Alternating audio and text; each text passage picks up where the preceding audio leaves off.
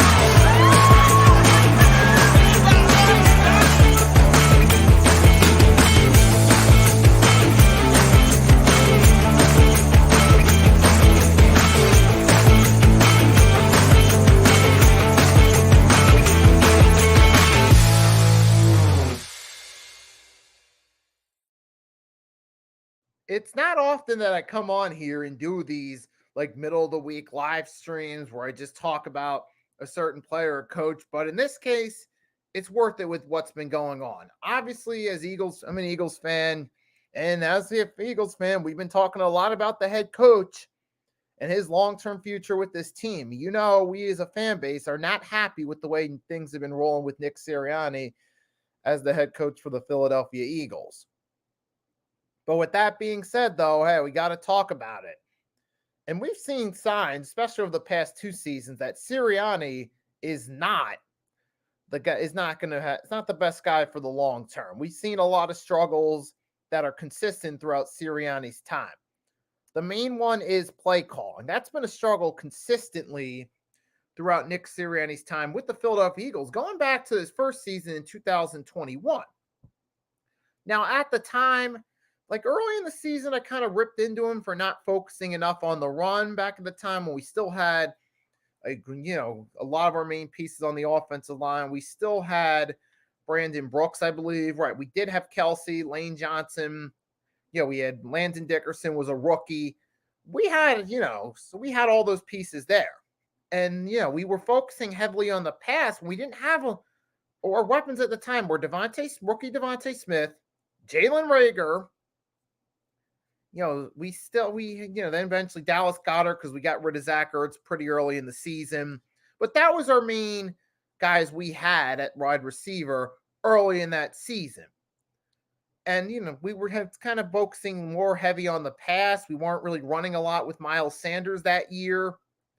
And then 2022, okay, we were kind of, did a little bit. We kind of did lenient pass, but hey, Jalen had an excellent season. We had AJ Brown was there, Devontae Smith, Dallas Goedert. The whole offense was clicking. We gave Miles Sanders the ball enough where he could help break the game open. He even made a Pro Bowl nod. We had a Super Bowl appearance, and our defense was absolutely on fire. C.J. Gardner-Johnson, Hassan Reddick, even Darius Slay. Those guys were excellent and on point that season. Then last season was, we all know the story of last season. We started off 10-1, then collapsed late in the season. Even when we were winning games, we were winning ugly. We were winning, but a lot of those games were games that you say we should have lost that game, or we got lucky we didn't blow it. Like the Patriots game week 1, or the first Cowboys game. What was it, like week 9 or 10? When I remember we played them at the Link. We had that fumble when we were trying to run out the clock. We got lucky. We recovered it. And the Cowboys nearly scored on the final play. Remember that one? But yeah, we had some ugly wins in that stretch. And then finally, the 49ers game, it all started to crash. And we mainly looked throughout the whole season, we blamed play calling for the downfall. We put the blame on Brian Johnson for it because we saw the differences between Shane Steichen and Brian Johnson. And it was only natural that we as fans thought, okay, Shane Steichen's no longer here. That's the problem. And then literally looking back on it, Brian Johnson was a scapegoat for those problems, because now we flash forward to this season. We got Kellen Moore, a more experienced play caller. Granted, the execution of the play calling is a little bit better, and I'm going to shout out I Am Carlo. He's an Eagles content creator. He's a longtime content creator, like along with Desert Eagle 90. I first learned about him from a shout out from DE back in 2021, early 2021. We were still kind of in pandemic mode. But long story short, I Am Carlo. Shout out to him, longtime Eagles content creator. In his recap of the Browns-Eagles game, he brought up a great point, and I'm going to reiterate. The play calling execution looks better this season because Kellen Moore has more experience with play calling than Brian Johnson did. Brian Johnson, that was his first time in that role. When you think about it, it was really just Nick Sirianni handing him a playbook saying, hey, run these plays. You get to call which play we're going to run, but it is my playbook. And that kind of handicapped Brian Johnson's abilities to call plays because he only had a limited arsenal of plays he could do. And now the same thing's happening, it feels like, with Kellen Moore. He can call the plays, but he's got a limit. He's kind of handcuffed like Brian Johnson with only a certain amount of plays he can call.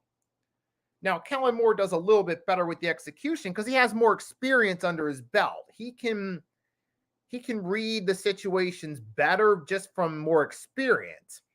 Whereas Brian Johnson, with less experience, he didn't really read it that well. And it's becoming more evident that it had more to do with Sirianni this year because, number one, a lot of the plays we're designing look the same as last year. Even with a new offensive coordinator and Kellen Moore, the plays look the same as last year. Number two, we look at Brian Johnson, the guy who got fired, and looking back on it was the scapegoat. He's over in Washington. They're doing a lot better now offensively than they were over here. Washington is 5th in total yards, which I'll get to that in a little bit when we do a comparison for total yardage, because I'm going to compare the Eagles to the rest of the teams in a few minutes. But Washington's doing a lot better offensively behind Jaden Daniels. And obviously, it looks like Brian Johnson has more control over what's going on in Washington than it does with Nick Sirianni. It's funny. Yes, last week, I put out the poll question of would you fire Nick Sirianni if we lost to the Browns, both on YouTube and my Twitter. And I shared the link with a couple DMs to get some people involved on the poll. One of them was EC1 Football, passionate Eagles content creator. I sent him in. He said that he DM'd me back after I sent him the link to the poll saying Sirianni should have been gone by now. And I replied with, Sirianni is a hack, kind of like the head coaching version of Dan Snyder. Whereas Dan Snyder, the owner of Washington, micromanaged everything they did and held them back. And it kind of feels like Sirianni's doing the same thing. He's micromanaging all the Eagles transactions and what the Eagles are doing as a team. So now you see it this year too. A lot of the play calling is really questionable, a little too heavy on the pass when they should be running in certain situations. The most notable situation occurred recently in that Sunday game against the Browns was the opening drive. 2nd and 5, we get a nice run. Then we go 2 passes, incomplete, 3 and out. So it's like, wait a minute, why did we do that? Why didn't we just run the ball on 2nd down and then on 3rd down, then maybe try to go for the pass on 3rd down or something like that? Or even we could have done 3 straight runs on that opening drive to give us a 1st down and then go from there. But we didn't do that. So that was really questionable. That was one example recently of a questionable play call. And we got John Gregg, as always, long time. Come up and by. We got this, Nicky. We shall overcome. All right, so I respect the optimism there. I do respect the optimism, and I love the attitude. Hopefully, we do overcome that. And like I said, we're 3-2. We're headed into a matchup against a division rival, the New York Giants, which should be a win. But we know no division rival game is easy, regardless of who we're playing. Regardless of who we're playing, It's never going to be easy. So, but I'll talk more about the Giants game tomorrow at the same time. You guys, but normally I know I do these streams at 10 o'clock on Friday, but this week I'm going to have to do it at noon instead because I got other circumstances going on with my life that are going to obligate my time tomorrow at 10. So I'll do that. So my Eagles Giants week 7 preview will be tomorrow at noon instead of tomorrow at 10 p.m. Eastern Standard Time. But with that being said, back to, and so that ties into Sirianni, though. It ties into what we're talking about. With Nick Sirianni, the head coach, we've played, all of our games have been close games. We haven't really, even our 3 wins, we haven't really made a statement win against anybody so far this season. We haven't had a statement win against anyone. We haven't had a statement win. Like, we didn't blow out anybody yet. Packers, it was a close call that came to the end. Week 3 against the Saints, it was an ugly, low-scoring win that came down to the final minute. The game against the Browns, it was 20-16, when theoretically we probably should have won by more points and should have dropped at least 30 on paper, but we didn't. And part of that was because of questionable play calling, like the ones on the first drive of the game where we went 3 and out. It took us till the second quarter to finally score some freaking points. It was just little stuff like that that just boggled my mind. Like, what's going on here? And part of it is the play calling. And one thing I've touched up enough on how Sirianni is controlling the offense. I've made that clear several times, both a few minutes ago in this stream, during the recap game for the Browns, during the preview for the Browns last Friday. But one thing I haven't touched up on much is it also seems like Nick Sirianni has a lot of control over the defense too. And here's why I believe so. Because when you look at last year and this year, the one thing the Eagles defense has in common is they're not getting pressure on the quarterback with different people at defense, mind you. Last year was Sean Desai, Matt Patricia. This year it's Vic Fangio. And they're not really getting much pressure on the defense, even with a different person at helm as the defensive coordinator. And this reminds me of last year where defense wasn't getting much pressure. It's happening again. So not only are we seeing a similar style play calling on offense with different people supposedly calling the shots, we're seeing the same issues on defense of lack of pressure on the quarterback with different people supposedly in charge of the defense, which makes me think Nick Sirianni might actually be in charge, might be trying to override the defense as well, not just the offense. Now, people are focused more on the offense and the play calling, but I feel like Nick Sirianni's kind of got his hands on the defense too a little bit. Since the defense is a lot of the same as we had last year. Not exactly the best coverage in the world at secondary, even though Quinyon Mitchell and Cooper DeJean have shown some promise. But outside of that, Darius Slay, he's dealing with injuries. And even when he was playing, he wasn't exactly lighting the world on fire when he was playing this season. Reed Blankenship, he's been solid, but he hasn't been a true game changer there in the secondary. And the lack of pressure up front is ridiculous. We supposedly have all the talent. Jordan Davis, Jalen Carter should be the 2 guys that are getting to the quarterback repeatedly. And they have at times gotten to the quarterback throughout the season. We did get 5 sacks on Watson, which is a season high thus far, but we're not really getting a whole lot of pressure on the quarterbacks. And this has hurt us on a few occasions, particularly the Bucs game. We barely got to Baker Mayfield in that week 4 matchup when the Bucs were off giving 12 combined sacks in weeks 2 and 3. That was supposedly the perfect game for us to pick up the pass rush, but we didn't. And then against the Browns, okay, we got 5 sacks, granted. But it took till now. And let's not forget week 2 against the Falcons Monday night, we barely got anything. And remember, the final drive, we didn't get any sort of pressure on Kirk Cousins when they just rode down the field on us. So I'm going to go out on a limb and say that Nick Sirianni is doing the same thing with the defense he is with the offense. He's trying too hard to control it. Now, you guys may agree or disagree with me on that, but I think it's the same issue. But I see the same issues on defense as I do offense. So I'll have to come forward and say it's the same problem. And with that being said, we're going to take a look at the Eagles' stats for the season. Compare the team stats and compare it to the rest of the league. So this is via ESPN.com. Let's start with total offensive yards, complete leaders.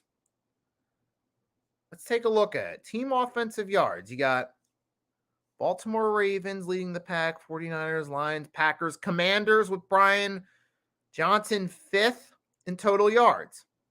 Texans, Seahawks, Falcons, Bucks, Eagles. And okay, so we got 1, 2, 3, 4, 5, 6, 7, 8, 9, 10th in total yards on offense. All right, which is expected when you got a lot of talent on offense. You got one of the best running backs. You have some top receivers. You got a good tight end, a quarterback that can run. Okay, you are expected to put up total yards. So that's 10 yards. Now, let's take a look at defense in the league. Look at like the Tennessee Titans yards per game. They're actually doing a decent job of keeping guys shut down in terms of total yardage. The Jets are doing solid, Texans, even the Broncos, Chargers. But look at this list so far. Look, we're scrolling down and I don't see the Eagles yet. Eagles right down at the bottom of this is Seahawks giving up average 339 yards per game, but I don't see the Eagles. Yep, right below that. Eagles are giving up an average of 341 yards per game, which is close to the bottom here of this list. It's like at the midpoint. Eagles defense are mid in terms of stopping teams from getting total yardage. So there's a problem right there. Eagles are not. That's part of the problem of us not getting pressure on the quarterback is the Eagles. Oh, I mean, look at this middle of the pack right here in the Jets. There you got Jets second, third, fourth, fifth, sixth, seventh, eighth, ninth, 10th, 11th, 12th, 13th, 14th, 15th, 16th, 17th, 18th, 19th, 20th.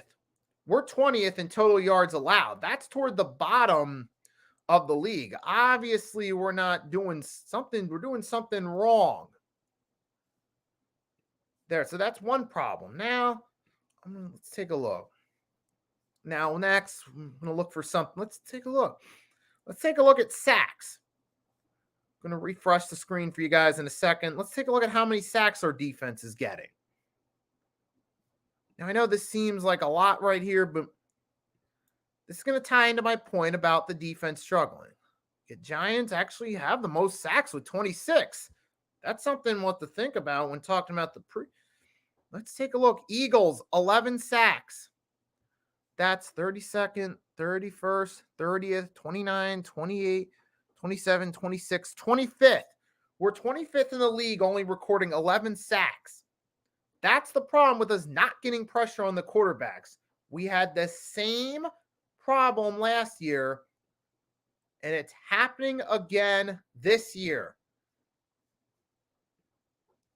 Now let's take a look at how many. Does it tell us how many sacks were? No, not on this one. But dude, we're not getting pressure on the quarterbacks, the bottom line. We had the same issue last year with different guys supposedly calling the shots, and it's the same thing again this year. The point being is, safe to say Sirianni's got his hands on both sides of it. The point being is, he's on thin ice right now.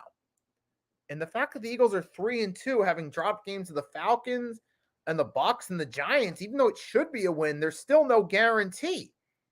Because it is a division rival game. Division rivals always play up to their ability, to the best of their abilities in those situations. Division rivalry games there's always the opportunity and potential for it to be a close game. And being that the Giants are division rival, this could be a close game, especially considering we're off a close game against the 1-4, now 1-5 Cleveland Browns team, which we barely won. that's telling me that this is going to be another close game against the Giants. There's no guarantee that we actually win this one, even though we should. And if we lose this, and the way things are going right now, it looks like unless something drastically turns around, we get organized as a team, we're in for an 8 to 9 win season the way things look as of right now. But if I feel like that raises the question, will Sirianni survive? Because if we drop this game to the Giants, like if we were to go be 3-4 and drop 2 straight to the Giants and then to the Bengals, which hopefully doesn't happen, but if that does, Sirianni could be out. So that's raising questions on whether or not he'll survive the season. To me, Sirianni's job's on the line from a week-to-week basis the way things are looking right now. Unless a dramatic turnaround happens, that's the only way I can truly confidently say, okay, Sirianni is safe. But the thing is, as long as we're winning games, he's not going to get fired this season. But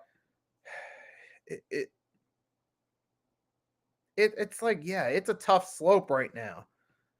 And I asked the poll question, if Sirianni were to be fired either the midseason or next season, who would be the long-term option at head coach going forward? Would it be possibly Coach Belichick coming back for one more coaching gig with the Eagles? Would it be a Robert Saleh, which a lot of you guys are not high on? Or here's another option. Could it be Deuce Staley? Remember, we hired Sirianni back in 2021 from Indianapolis coaching staff. But at the time, a lot of Eagles fans were pushing for Deuce Staley to get the promotion from running back coach to head coach because he had been there in that role for quite a bit. And the running backs were doing good under Deuce. But also at the same time, looking back, we still had a good offensive line. That plays a key role in it as well. I mean, your running backs are really as good as your offensive line. Take Miles Sanders as a perfect example. Look at him with the Eagles versus the Panthers. It's like 2 different players. Miles Sanders was looking like he had the potential to be a solid back with the Eagles. Now he's looking like Trent Richardson down with the Panthers, down south. I mean, it's right. It's like 2 different running backs. So let's not forget the offensive line. But the point being is Deuce Staley had put in his time. He was a player for the Eagles. He was a coach for them. He had love for the organization. The fans liked him. He seemed like the perfect fit to at least have the opportunity to become a head coach. Look at now the way things are Sirianni. Why not give Deuce Staley the opportunity? I mean, he's one of those guys who's put in his time as a coach, as a running backs coach. He at least deserves the opportunity to become a head coach and see what he can do with it. And I think looking back on, maybe he should have gotten the opportunity back in 2021.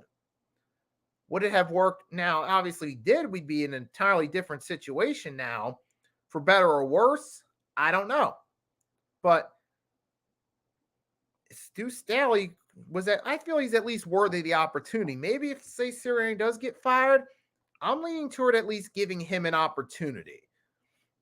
Some of you guys listening might be leaning in different direction, but it is what it is. But at this point, you guys have your take. I have my take. But if you guys want to comment, let me know who you think would be your ideal coach if Sirianni got fired. Feel free to let me know. Feel free to comment. And there is a poll on my channel on the Nikki Stees side of it that asks, who do you think should be the head coach? Who do you think should be the head coach if Sirianni were to get fired? So far, we got 2 votes. It's 50 Belichick. The other comment in the live chat. I don't see a comment in the live chat yet. If whoever did that's still there, feel free to let me know in the chat who you think, who is your ideal replacement for Sirianni. For me, Sirianni, I don't think he has a long-term future with the Eagles. The way things are going, he seems like he has his hands too much involved in everything. He's one of those coaches that wants to have too much control. And when you have that, it holds back any team, no matter how talented, from reaching their true potential. And that's what we're seeing with the Eagles. They have a talented roster. They have a winning record because of it, but they're not maximizing their full potential. And I feel like the head coach trying to be too involved, as do a lot of Eagles fans, is the contributing factor to the team not reaching its full potential. So I think I'll leave it at that one for now, guys. I could start talking about the Eagles Giants game, but I got that planned for tomorrow, 12 p.m. Eastern Standard Time, doing the Eagles Giants preview. I'll talk about the Eagles Giants game more then. This was more about Sirianni. And to me, you listen, and not to mention when we listen to him in his press conferences, he just sounds like he doesn't like for longest time. Like Sirianni to me has always come as the type of guy that's trying to pander to the fan base. He's trying like rookie year. That was it, practice or preseason. He's wearing an Iverson jersey. I think like he's doing it to try to get getting favorable grasp with them. It seems like he's always trying to defend everything the organization does, even when it doesn't sound like when we brought back Derek Barnett for the 2022 season, it was an unpopular decision at the time. And he ended up defending it by talking about Derek Barnett's high football IQ, which sounded illiterate because he gave up a lot of penalties in the 2021 season. A lot of neutral zone infraction and offside penalties, which didn't add up to the claim of him having a high football IQ. So it's moments like that in Sirianni's press conferences I'm thinking he's not on the up and up. And his talks about being hungry and humble as the most recent one after he was seen arguing with fans. That doesn't seem humble to me. That comes across as egotistical. And then he's saying that, it's a whole new offense this year, but the play calling's looking a lot the same. So when you just listen to Sirianni in the press conference, he says a lot of things that don't add up. He says a lot of words about, it's like it's our new offense, but it's looking a lot of the same as last year, both in terms of a lot of the same talent back and a lot of the same plays being ran, the same favor toward the runner pass, a lot of all that still looks like it's the same. So it doesn't look like things are changing. So I think to me, it's pretty obvious. Sirianni has his hands on things too much. I don't think he has a good long-term future with the Eagles. If he does end up having a long-term future, it's going to set the team back going forward. And I'm sure you guys probably feel the same way. You guys comment, let me know how you feel about it. I feel like I said everything I was going to say about this, so I'll leave it at that. All I'm going to say, as always, I thank everyone for your support. Without you guys, I wouldn't be able to do this stream. I wouldn't be able to have this platform and make the most of it. You guys always help make this fun by engaging in the chat, watching my videos. So without you guys, I wouldn't do this. As always, thanks for your support, and I always appreciate it. Be back tomorrow at same time, 12 p.m. Eastern Standard Time, to do my Eagles versus Giants Week 7 preview. You guys can catch me then.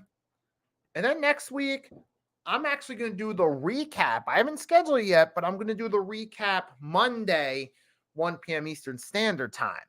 And then I might do one of the Monday night games live. I haven't decided yet. But tomorrow, Eagles-Giants Week 7 preview, same time, 12 p.m. Eastern Standard Time. Make sure to tune in. To everyone that did tune into this, thanks for tuning in. I hope you had a great day.